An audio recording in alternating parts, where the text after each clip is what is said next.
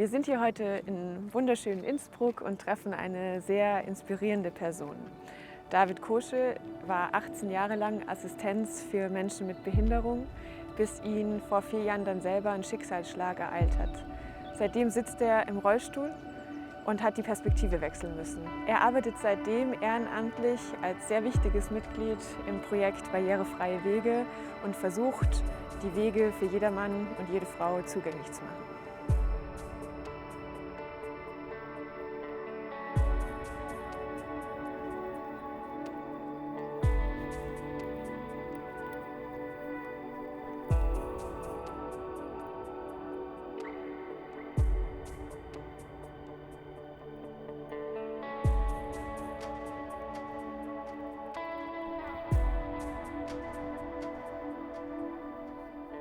Du hast 18 Jahre lang als Assistenz für Menschen mit Behinderung gearbeitet und hast dann 2012 den Bereich inklusives Natursporterleben gegründet. Kannst du mir erzählen, wie es dazu kam? Ja, auf der einen Seite, ich bin Handwerker gewesen, also Tischler, später mal Zimmermann, und ich wollte aber eigentlich einfach gern mit Menschen mit Behinderungen arbeiten und habe dann durch das Interesse, wo wir immer wieder mal Sport gemacht haben und so, eben beim Alpenverein erfahren, dass es da einen Übungsleiter gibt. Das hat damals am Kassen Natursport integrativ, und ich habe dann aber nicht nur diesen Übungsleiter gemacht, sondern gemeinsam mit meiner Frau eine Alpinpädagogenausbildung gemacht. Und mein Praxisprojekt für diese Ausbildung war ein Kletterprojekt. Und dadurch, dass ich ja schon meine Arbeit eben bei einer Kärntner größeren Träger gemacht habe ich da eigentlich die Klienten unter Anführungszeichen schon gekannt oder halt die Teilnehmer schon gekannt. Das war ein großes Plus. Und habe dann eben von vornherein eigentlich geplant gehabt, dass ich, wenn es möglich ist, diesen Bereich in Klagenfurt, in der Sektion Klagenfurt, im Jugendbereich aufbauen möchte. Ja, und im Rahmen dieser Alpinpädagogik-Ausbildung, die ich gemeinsam mit meiner Frau gemacht habe, war dieses erste Projekt im Grunde eben mit Klienten von meiner Firma. Und das hat mir einfach den Weg eröffnet, dass ich die Leute auch gut kenne. Und das ist zum Starten für so ein Projekt, wo sehr viel Pionierarbeit war und auch sehr viele Unsicherheiten waren, einfach total wichtig gewesen. Und und diese Gruppe hat dann eben inklusives Natursporterleben auch geheißen, das war der Name davon. War eigentlich, soweit ich das irgendwie so am Rand mitgekriegt habe, in Österreich einer der ersten Sektionen, die das wirklich dann versucht haben, ganzjährig immer wieder mal anzubieten, zu allen Jahreszeiten. Und das, was ich eigentlich aus der Zeit einfach mitgenommen habe, war, dass das Organisieren und die ganze Hintergrundarbeit ziemlich viel Energie gebraucht haben und Zeit gebraucht haben. Aber die einzelnen Erlebnisse, wo wir dann was gemacht haben, für die mitgemacht haben, für die Teilnehmenden total schön waren. Für uns, die das mit ihnen erleben haben dürfen, voll schön war, aber auch für die Angehörigen einfach total schöne Begegnungen waren. Und insofern habe ich das wirklich mit großer Begeisterung gemacht. Wir waren Schneeschuhwandern mit gehbeeinträchtigten Leuten, die mit Stöcken gegangen sind durch Tiefschnee und 2,5 Stunden durch den Schnee gestapft, bis die aufgehört hat zum Beispiel. Oder Klettern mit Gleichgewichtsschwierigkeiten, die dann einfach über sich rausgewachsen ist, die beim normalen Weg im Wald schon Probleme gehabt hat zu gehen. Und Kajak fahren am Wörthersee, wo wir vom Verein unterstützt, vom Kajakverein dort unterstützt worden sind, und dann einfach mit 20 Booten dann in einer Schleife den Lenkkanal ausgefahren sind, alle zusammengekettet und draußen alle befreit haben. Und jeder hat einfach nach Lust und Laune alles mit Schwimmwesten und alles mögliche kontrolliert. Das war immer ganz hohes Prämisse, aber das waren einfach total schöne Erlebnisse für uns alle. Und ja, ich habe eben dann im Oktober 21 am Weg zur Arbeit einen Unfall gehabt. Ich bin mit dem Radl in der Früh zur Arbeit gefahren und ein Auto hat mich übersehen, hat mir einen Vorhang abgenommen und ich bin am Straßengraben gelegen. Und es war von Anfang an klar, das schaut nicht gut aus. Ich bin an sich ein Rettungssanitäter gewesen und du spürst deine Füße nicht mehr. Und ja, da wechselst du innerhalb von einem Bruchteil von dem Assistenten für Menschen mit Behinderung selber, dass du inkomplett querschnittgelähmt bist. Und es war dann so, dass eigentlich ein Dreivierteljahr später ich dann wieder vom Alpenverein in Österreich haben wir so ein Netzwerktreffen gehabt. Und ich bin dann zu dem Netzwerktreffen hingefahren und hat die Idee der barrierefreien Wanderwege angefangen. Und haben uns dort halt kleine Workshopsgruppen gehabt und seitdem bin ich eigentlich dabei. Mhm. Ja. Und vielleicht auch so ein Aspekt aus meiner Zeit, möchte ich vielleicht dir noch erzählen. Das ist, ich habe den Unfall gehabt und bin nachher vor diesem Netzwerktreffen, haben wir die 10-Jahresfeier gehabt von dieser Natursport-Integrativgruppe. Mhm. Und ich das erste Mal in einem Rollstuhl, die ganzen Angehörigen haben mich das erste Mal so gesehen, wir haben dort gegrillt, Kajak gefahren, ich bin auch Kajak gefahren. Am See habe ich nicht gewusst vorher, ob das alles geht, aber das ist alles super gegangen. Und dann habe ich mich eigentlich bei der Gruppe bedankt, weil diese Lebenserfahrung, die ich da eigentlich vorher gehabt habe, durch den Aufwand, immer Projekte zu organisieren, das zeichnet mein Leben ab, jetzt ab. Weil der Alltag ist oftmals gezeichnet von Herausforderungen, von Nervenschmerzen, permanenten, in aller unterschiedlichen Intensitäten, von allem Möglichen, was man sich eigentlich nicht wünscht. Aber dann irgendwie rauszukommen, mit Leuten was gemeinsam zu tun. Oder eben zum Beispiel gerade auch die Arbeit jetzt an dem Projekt Barrierefreie Wanderwege, die in so vielen Weisen eigentlich dann voll begeistern kann. Das ist jetzt mein Leben im Grunde. Und ich habe eigentlich die Lebenserfahrung eigentlich in diesem Natursport integrativ vorher gemacht, in anderer Weise. Da habe ich vieles andere gemacht. Und jetzt ist mein Leben selber davon gezeichnet. Und das ist schon etwas, was mich einfach, ich mich damals eben einfach bei der Gruppe bedankt. Für das, was mir die Gruppe eigentlich da gegeben hat. Ja. Damit ich meine momentane Situation oder halt nach dem Unfall diese Situation auch so positiv bewältigen habe können. Ja. Für deine positive Einstellung ist erstmal krasse Bewunderung da. Also das ist ja sowieso eine Geschichte und ein krasser Schicksalsschlag, der einfach schon so absurd klingt, oder? Du hast mir mal gesagt in einem Gespräch, dass die Natur dir so mit das Wichtigste gerade ist. Warum ist die Natur gerade jetzt so ausschlaggebend für dich? Ja, weißt du, ich meine, auf der einen Seite, ich bin mehrfacher Familienvater. Ich bin früher einfach schon gern draußen klettern gewesen, wandern gewesen, was auch immer. Ich habe total gern im Wasser Staudämme gebaut oder was auch immer. Das kann ich jetzt nicht mehr. Ja, ich kann nicht mehr ins Wasser steigen, ich kann nicht stehen. Ja. Aber dann einfach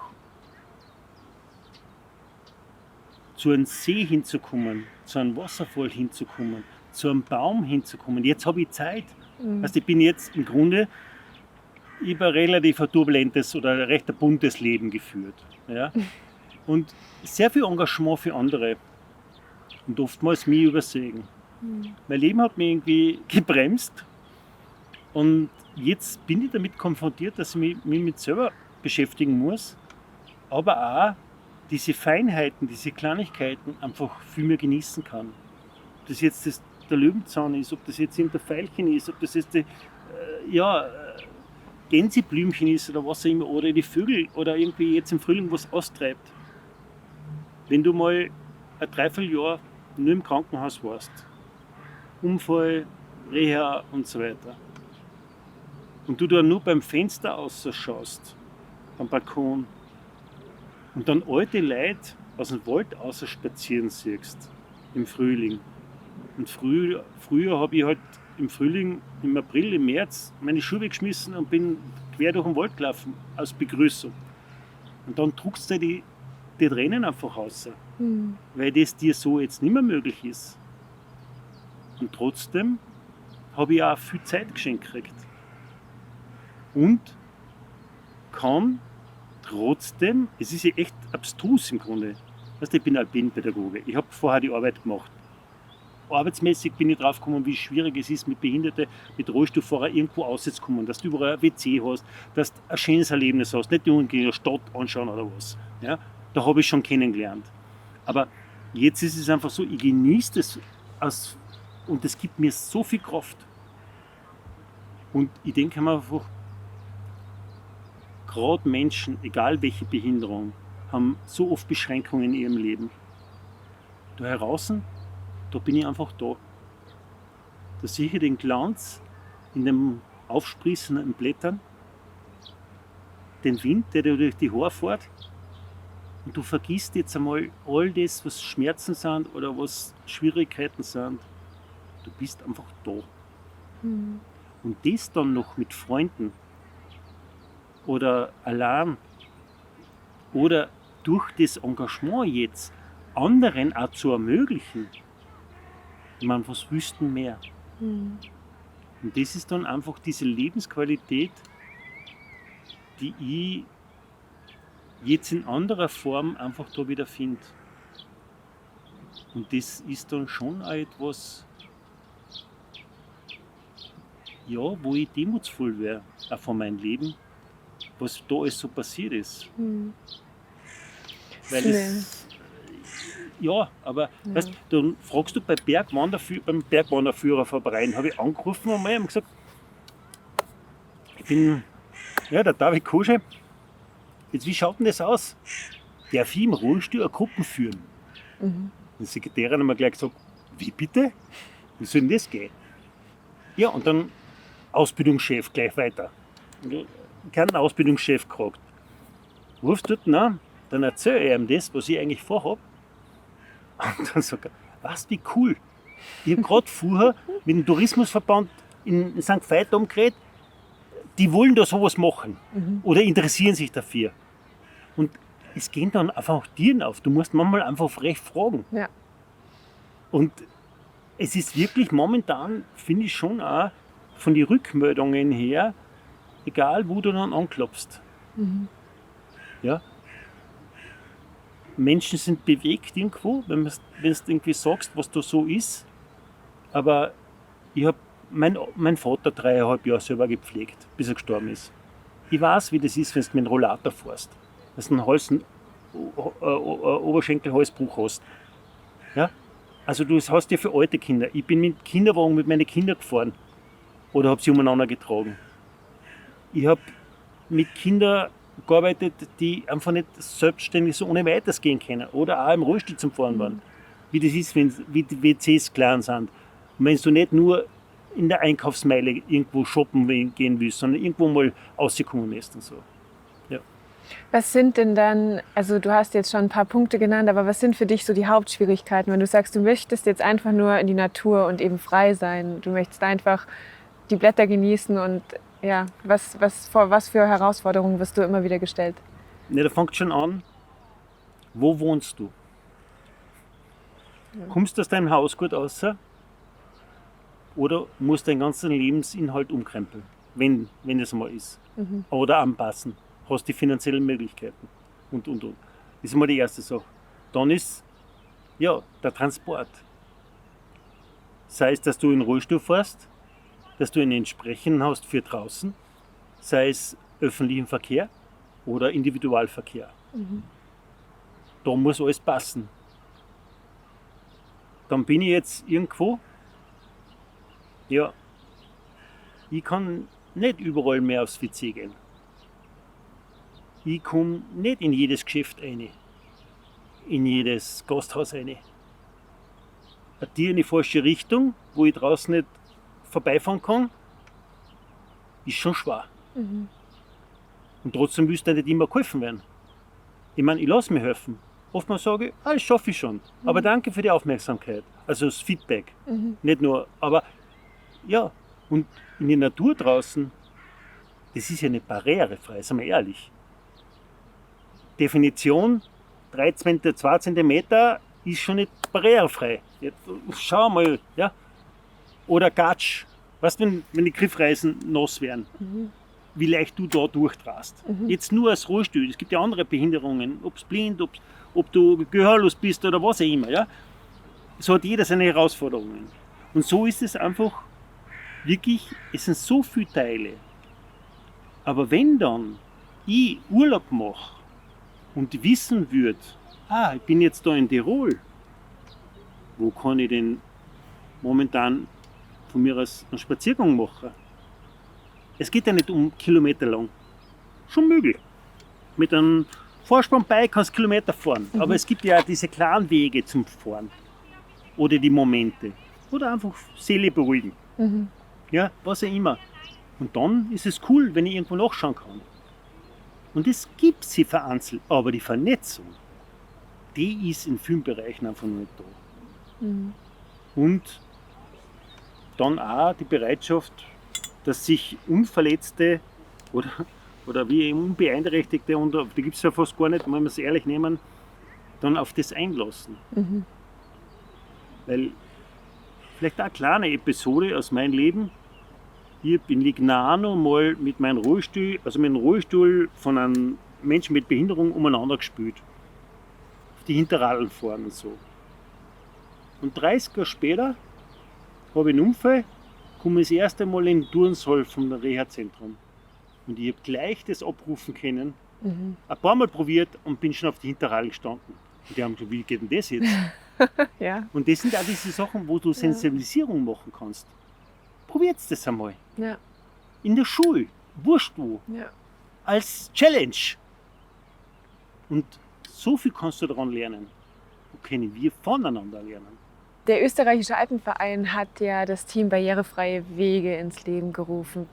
Was machen die? Du bist Teil davon. Was ist eure Mission? Ja, angefangen hat es dadurch, dass es eigentlich über die Alpenvereins Aktiv-App schon Leute gegeben hat, die im Rollstuhl Wege beschrieben haben. Ohne jetzt einfach nur, sie fahren mit dem und dem Gerät und fahren die und die Route und die haben das einfach als Tour eingegeben. Und eben vor jetzt bald 2,5 Jahren oder so hat es dann eben über Licht ins Dunkle das Projekt gegeben, dass es den Inklusionsbereich praktisch mit der Solberg Meier einfach einen Vertreter gegeben hat und dass das Ganze ausgebaut worden ist. Und dann ist eben auch dieses Projekt Barrierefreie Wanderwege entstanden, dass man eben Autoren schult, auf der einen Seite mit einer App umzugehen, die Wege aufzunehmen und auf der anderen Seite aber auch die Diskussion losgetreten, was sind jetzt barrierefreie Wanderwege oder Wege für alle, wie ich das eigentlich präferiere zu sagen. Weil es ist für alle irgendwo, ob es ein Kinderwagen ist, ob es jetzt Gehbeeinträchtigte ist oder ein Rollator ist oder eben von mir aus ein Blinde oder was auch immer. Ja. Hast du da so ein paar Beispiele, nur dass man das greifen kann? Schau, da fängt schon an. Der Weg. Was hast du für Steigung? Was hast du für Hilfsmittel? Das ist schon mal entscheidend. Was hast du für Kondition? Ist individuell wieder. Wenn du jetzt mit dem Rollstuhl fährst und es kommt dir ein Fußgänger entgegen oder ein Kinderwagen entgegen, dann brauchst du unter 120 cm Breiten, kannst du nicht füreinander fahren. Zum Beispiel. Jetzt, wenn der Weg aber jetzt über 1 Kilometer nur 90 hat, dann ist das nichts. Weil du kannst nicht sicher ausweichen. Ja. Zum Beispiel. Die Steuerung, das ist einfach davon abhängig, was habe ich für Kraft, wäre ich geschoben, habe ich irgendeinen E-Motor dabei oder von mir aus ein Swift-Track, jetzt als Rollstuhlfahrer, was ich dazu hängen kann, das ist unterschiedlich. Und dementsprechend gibt es eben leichte, mittlere und schwere Wege. Das sind so Kleinigkeiten. Seitenneigung. Wenn du jetzt eine Seitenneigung hast beim Weg, jetzt nicht eine Steigung, sondern eine Seitenneigung, und du musst dann immer nur auf einer Seite hauptsächlich drucken, weil ja der Rollstuhl in die Richtung geht.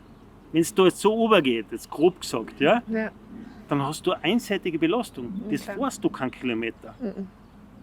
Ja? Ja, ist schon Wahnsinn. Und das so sind Dinge, viele Kleinigkeiten und dann auch Stufen. Ja, probier mal über 10 cm drüber kommen. Es gibt teilweise Techniken, wie du das machen kannst, aber nicht jeder. Ja. Du hast hier so ein Rad vorne dran. Ja. Wofür ist das genau? Ist das auch zur Stabilisierung? Nein, oder? also das ist im Grunde einfach erklärt. Das ist ein Freewheel. Ja? Der Freewheel hat die Möglichkeit, dass du im Grunde jetzt ist es verkehrt rum, da kann ich ihn abschnallen, da kann man einfach da rausnehmen und wird vorne beim Fußbrell eingehängt. Dann dreht er es um und das bewirkt dann, er ist schon ein bisschen ausgeleiert, jetzt muss ich wieder nachziehen, die Radeln sind dann in der Luft. Ah, okay. Und das Vorderradl ist mein drittes Radl und da kannst du einfach über Gelände viel besser drüber fahren. Zusätzlich noch Mountainbike-Reifen, Ja, wo hast du schon gesehen. einfach vom Profil her im Sand, in der Wiesen einfach weiterkommst. Ja. Mit einem glatten Reifen, fahr mal durch die Wiesen oder durch den Sand. Oder wenn es feucht ist. feucht oder ist so, zum dann- Beispiel. Ja, Schnee. Ja, geht nicht. keine Chance. Ja? Und das sind eben so, das ist eine ganz kleine Geschichte, aber hilft mir bei den meisten Wegen, was ich fahre, in meiner Nähe, in der Umgebung, nutze ich den Freewheel zum Beispiel. Weil sonst müsstest du ja, wenn du das jetzt ober tust und du hast irgendwie müsstest du die ganze Zeit so umeinander fahren. Ja. Ja? Weil Das ist du anstrengend, einfach ja. du ausgleichen musst. Ja. Oder wenn du irgendwo fährst und du hast von mir das nur so einen kleinen Steckerl, ein bisschen größer vielleicht, Ja. und fährst mit dem Geschoss runter, die schmeißt von oben. Das ist hundertprozentig gestoppt. Krass. Die haut aus dem Radl raus, Ja. aus dem ganzen Ding raus. Und da ist das Freewheel einfach perfekt für mich im Gelände. Ja. Und deswegen nutze ich das Freewheel einfach total gern. Es gibt ein paar andere Systeme auch noch, aber im Kern geht es einfach immer um das, dass ich halt mir das ermöglicht, dass ich da eine Flexibilität Sicherung, und genau, Sicherheit. flexibel. Und das kannst du Ja. in der Stadt genauso anwenden. Ja. Gell? Egal wo. Und das ist jetzt eine Kleinigkeit, es braucht nur vorn halt so diesen, ist es ein eigenes Fußbrett, das sind nicht diese Klappbaren, da kannst du das nicht machen, aber eben, da ist es jetzt wieder abhängig, was für einen Rollstuhl hast. Und das ist eben ein Aktivrollstuhl, wo du halt relativ leicht kippen kannst Ja. und auf der anderen Seite eben mit den Reifen und mit dem kommst du schon extrem weit. Ja, es gibt super viel Stabilität nach vorne auch. Also gell? da am Brenner oben, vor Ja. 2 Jahren, da bin ich eine Bugelpisten runtergefahren mit dem. Von Hand weg. Echt? Die alle haben mir den Vogel gezeigt, aber das ist möglich, Ja. ja. Weil du einfach das gut austarieren kannst. Und Ja. ich einfach das erste Mal am Brenner wieder in den Berg oben, nach meinem Unfall war das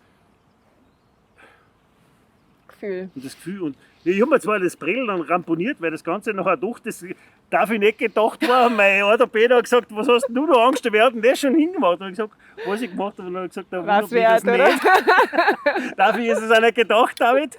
Aber ja, es braucht halt manchmal Das auch so Momente, wo du einfach sagst, so, und das ist einfach nur schön allein. Ja, Und das macht Freude. das glaube ich. Mhm. Wir haben uns ja letztes Jahr schon kennengelernt, Ja. als Outdoor Active das 30-jährige Jubiläum hatte. Da Mhm. habt ihr den Innovation Award gewonnen mit Ja. Barrierefreie Wege. Wie war unsere Zusammenarbeit bis jetzt und wo wollen wir gemeinsam hin? Ja, das war eine große Überraschung. Auf der einen Seite, wir haben davon gelesen und haben nicht gewusst, ob wir da was einreichen werden. Und dann hat die Solveig, also die Koordinatorin für den ganzen Inklusionsbereich, dann gesagt, na machen wir das durch. Und ich habe dann auch noch ein paar persönliche Worte dazu geschrieben. Und im Grunde haben wir den gewonnen. Und wir haben am Anfang gar nicht genau, also ich habe bei der Preisverleihung oder vor der Preisverleihung eigentlich gesagt, ihr seid jetzt 30 Jahre, Outdoor Active gibt es 30 Jahre, ich wünsche mir eine eigene Kategorie für barrierefreie Wanderwege oder sagen wir mal Wege für alle. Und der CIO von Outdoor Active hat dann irgendwie gemeint, mit dem Preis, wenn wir das machen. Wir haben dann einen Preis eben gekriegt und beim ersten Mal in Kontakt mit euch haben wir eigentlich noch gar nicht gewusst, was das jetzt konkret heißen sollte. In der Zwischenzeit sind wir aber einfach dabei, dass wir Kriterien genau definieren wollen. Ich habe es teilweise schon bei Outdoor Active Protokolle gehabt für Barrierefreiheit und so. Wir sind dabei, im Grunde gemeinsam mit euch, die ein bisschen kundenorientierter für diese Spezialgruppe im Grunde zu machen. Und naja, Ziel ist es, soweit ich das richtig verstanden habe, in der Gratis-Version, dass diese barrierefreien Touren sichtbar werden. Weil das muss man einfach sagen, es gibt es einfach, weder hat es das wirklich beim Alpenvereins-App gegeben, noch eben auch bei euch, dass man das leicht findet. Sondern es war halt im Grunde über einen Link, das einfach, wenn du das nicht weißt, findest du das nicht oder schwer. Und da sind wir jetzt dabei, dass wir einfach mit euch gemeinsam versuchen, das weiter zu verfeinern, das zu verbessern. Und ja, das ist ein wirklich sehr, sehr spannender Prozess und hat auch bei uns in der Gruppe einfach viel, viel bewirkt. Weil mit jedem, den wir reden, auch außerhalb im Tourismusbereich und so weiter, wenn wir sagen, mit wem wir da jetzt zusammenarbeiten oder wo da die Bereitschaft besteht, in die Richtung sich zu öffnen, da gehen die Ohren auf. Mhm. Und das wird jetzt wirklich ernst genommen. Und das ist jetzt wirklich, ja, ich meine, wir haben jetzt so eine Vortragsreihe, wo wir halt dann auch dafür Werbung machen wollen, damit wir noch mehr Autoren finden und so. Auch dass man diese alten Touren, die ja noch nicht ganz nach den Kriterien erfüllt, es sind rund 200 Touren, die da eben existieren vom Alpenverein, die müssen wir dann überarbeiten, anpassen und so. Aber da wollen wir hin, dass wir da im Grunde eine Kategorie schaffen, dass man das leicht findet und dass man nachher, egal ob wo ich irgendwo auf Urlaub fahre oder in meiner Gegend, wenn ich wieder mal unterwegs bin, dass ich das relativ leicht geschult zwar, aber eingeben kann, aber das dann abrufen kann. Mhm. Und ob du jetzt Wanderer bist, können uns die Empfehlungen kommen, hey, da gab es eventuell einen interessierten Weg, weil ich glaube, das ist ganz wichtig zu erwähnen, bei diesen barrierefreien Touren und Touren für alle geht es ja nicht darum, dass wir irgendwo eine Autobahn planieren oder was. Na, bitte das ja nicht. Sondern es gibt so viele Wege, die bereits jetzt existieren, die mit verschiedenen Hilfsmitteln schaffbar sind, die in die Natur rausführen und die manchmal vielleicht auch nur Kleinigkeiten, irgendwo ein WC oder eine Sensibilisierung auch bei den Hütten oder was stattfindet, dass man diese Info oder auch bei den öffentlichen Verkehrsnetzen, dass man einfach da diese Möglichkeiten hat, dass man da gut hinkommt, dass ein Parkplatz ist für Menschen, die einen größeren Parkplatz brauchen. Mhm. Oder von mir aus für einen Hänger, wenn ich ja, gibt ja so Liegerollstühle oder so, wo ich dann ins Gelände auch fahren kann. Ja? Und ja, das braucht es, aber das sind dann die Sachen, was noch fehlen. Und das ist nicht immer, wir brauchen keine Autobahn. Wir versiegeln viel zu viel schon. Ich glaube, es geht einfach um eine Verlässlichkeit und eine Einheitlichkeit und eben, wie du Ja. sagst, dass man es leichter finden kann. Genau. Ja. Und dass man weiß, okay, traue ich mir das zu oder nicht, das haben schon Leute getestet, ja, dann Ja. kann ich mich rantesten an das. Genau. Ob ich jetzt ein älterer Mensch bin, der seinen Partner vielleicht irgendwo mit dem Rollstuhl irgendwo schiebt, ja, oder ob ich sportlich bin und weiter Sport machen möchte, Mhm. wie immer. Und dann möchte ich wissen, wo kann ich das machen. Und diese Infrastrukturen werden einfach vernetzt. Ja. Und da ist Outdoor Active unter anderem auch ein super Partner eventuell.